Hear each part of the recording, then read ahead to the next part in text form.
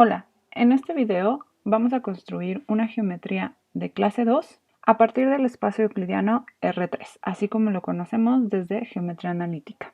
Lo primero que vamos a hacer es tomar un punto en R3, vamos a nombrarlo por O, va a ser cualquier punto, puede ser tu punto favorito, y después vamos a considerar a todo el haz de rectas que pasa por O. Aquí solo marco 3 de esas rectas, pero tenemos una infinidad. También vamos a considerar los planos que pasan por ese punto O. También todo el haz. Aquí nada más marco 2 elementos de esa familia, pero también tenemos una infinidad.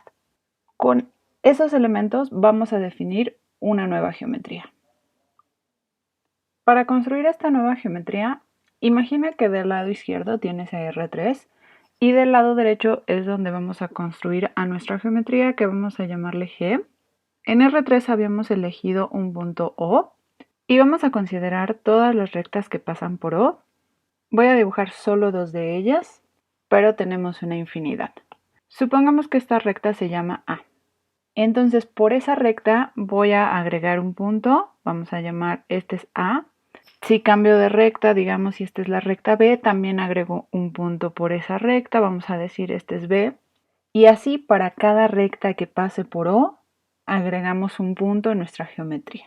Además de las rectas que pasan por O, también vamos a considerar los planos que van a pasar por O. A este plano vamos a llamarlo el plano pi. Y entonces por ese plano vamos a poner una recta en nuestra geometría. Vamos a llamarle P minúscula a esta recta. Eso vamos a hacerlo para cada plano que pase por O. Es decir, para cada plano que pase por O, tenemos una recta en nuestra geometría G. La regla de incidencia va a ser la siguiente. Un punto y una recta van a ser incidentes si en R3 el punto es una recta que esté contenida en el plano pi. Entonces, por ejemplo, si esta recta realmente estuviera contenida en el plano pi, en la geometría G debería dibujarla de esta forma, de tal manera que la recta P y el punto A sean incidentes. Así tenemos una nueva geometría de clase 2. Y la pregunta es si esta geometría satisface los axiomas de plano afín o bien los axiomas de plano proyectivo. El primer axioma nos dice que, dados dos puntos distintos, existe una única recta incidente con ambos. Entonces vamos a tomar dos puntos en esta geometría G, vamos a llamar el punto A y el punto B, y como definimos nuestra geometría G, esto quiere decir que existen dos rectas en R3 que pasan por O, que vamos a decir que es la recta A y la recta B. Nosotros sabemos en R3 que cuando dos rectas tienen un punto en común, entonces puedo obtener el plano que las contiene. Es decir, esas rectas son coplanares. Voy a dibujar el plano de esta forma y además sabemos que es el único plano que contiene a estas dos rectas. Vamos a llamar a ese plano el plano pi, pero como es un plano que pasa por O, eso quiere decir que define una recta en nuestra geometría G.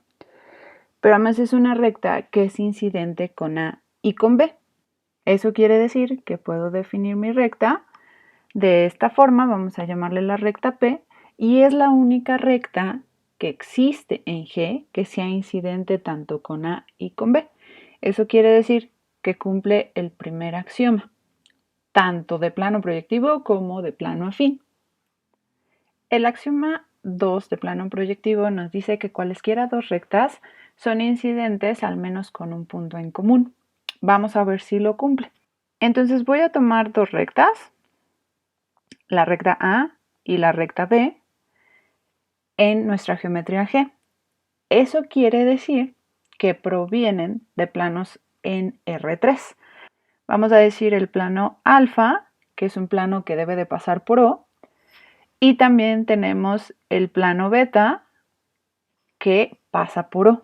Eso quiere decir que estos dos planos tienen en común al punto O. Si los planos son iguales, eso quiere decir que las rectas A y B en G también son iguales y van a tener en común a todos los puntos incidentes, tanto con A como con B, porque van a ser las mismas rectas. Si los planos son distintos, alfa y beta, Como tienen al punto O en común y son distintos, eso quiere decir que la intersección de esos dos planos es una recta. Voy a dibujar aquí la recta. Vamos a ponerle de nombre a esta recta la recta A, y eso quiere decir que es una recta que pasa por el punto O. Entonces en nuestra geometría se traduce a un punto que debe de ser incidente tanto con la recta A como la recta B.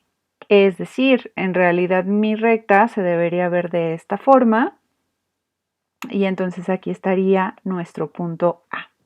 Como A y B fueron rectas cualquiera de G y siempre van a tener al menos un punto en común de incidencia, eso quiere decir que satisface el segundo axioma de plano proyectivo. Entonces vamos a demostrar que se cumple el axioma 3 y el axioma 4. El axioma 3 nos dice que cualquier recta es incidente con al menos 3 puntos distintos. Entonces vamos a tomar una recta A en nuestra geometría G. Esto quiere decir que proviene de un plano, vamos a llamarlo alfa, en R3, y que pasa por el punto O. Nosotros sabemos en R3 que cualquier plano contiene una infinidad de rectas, en particular una infinidad de rectas que pasan por O. De hecho, para cualquier otro punto que yo tome en el plano, distinto de O, con ese punto nuevo y O, puedo definir una recta que va a estar completamente contenida en el plano. Eso quiere decir que tengo una infinidad de puntos que van a ser incidentes con nuestra recta A. En particular, pues podemos tomar 3 rectas distintas, vamos a llamarles A, B y C, y entonces para esas 3 rectas A, B y C distintas, tengo 3 puntos distintos en G que además van a ser incidentes con nuestra recta A. Entonces tengo que se cumple el axioma 3. Aquí me equivoqué y era el axioma 3. El axioma 4 nos dice que deben de existir al menos 2 rectas distintas, pero ese axioma ya lo tenemos casi de regalo. Y esto es porque en R3 nosotros sabemos que existen una infinidad de planos que pasan por O. En particular voy a tomar 2, voy a dibujar la recta, vamos a decir que se llaman alfa y beta, y entonces tengo que estos dos planos se traducen en G como 2 rectas distintas. Vamos a decir la recta A y la recta B. Por lo tanto, esta geometría es una geometría de clase 2 que cumple los axiomas de un plano proyectivo, es decir, es un plano proyectivo. La ventaja de que nuestra geometría G haya salido a partir de R3 es que a los puntos de G vamos a poder darles coordenadas. Primero, por conveniencia, porque nos facilita las cuentas, podemos pensar el punto O como el origen. Ahora, supongamos que tomamos un punto P, cualquiera distinto del origen, en R3, y entonces tiene coordenadas P1, P2, P3. Con ese punto P y O vamos a poder definir la recta que pasa por O y por P. Vamos a llamarla A. Además, por geometría analítica, nosotros sabemos que esa recta A son los puntos X, Y y Z, tales que satisfacen que X, Y y Z es igual a lambda veces las coordenadas del vector OP, es decir, P1, P2, P3 con lambda cualquier real. Esta recta A define un punto en nuestra geometría G. De hecho, también es la recta OP y como que al punto puedo llamarlo P. La pregunta entonces es, si para cada punto P distinto de O en R3 tengo un punto en nuestra nueva geometría G, la respuesta va a ser negativa.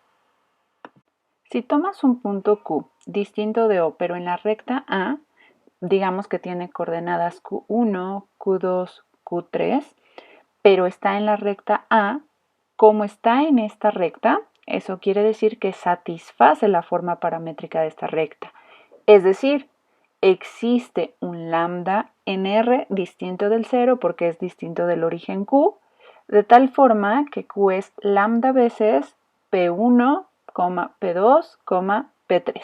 Así, cuando vemos la recta que une Q con el punto O, es la misma recta que A, pero por la recta A nosotros ya agregamos el punto P.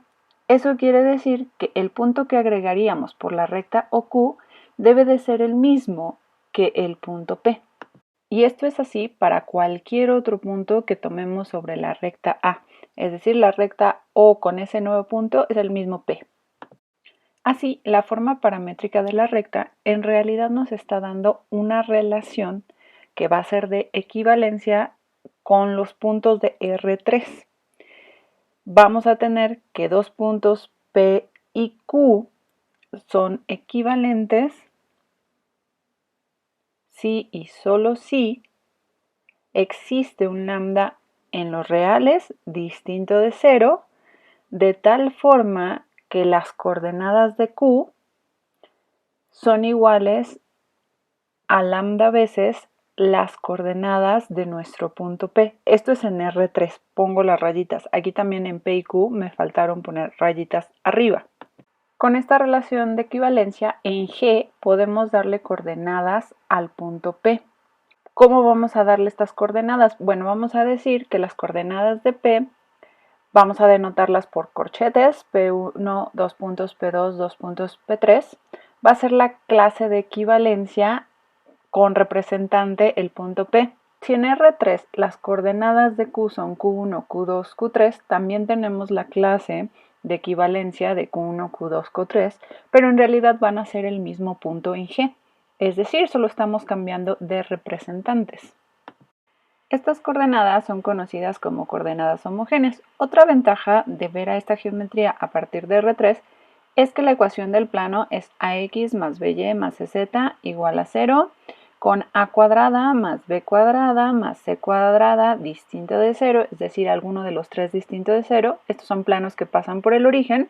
Y entonces vamos a tener que en G esta ecuación va a ser una recta, es decir, los puntos que satisfacen esta ecuación son puntos colineales. Entonces vamos a tener una caracterización de colinealidad con ecuaciones. Con esto terminamos esta clase.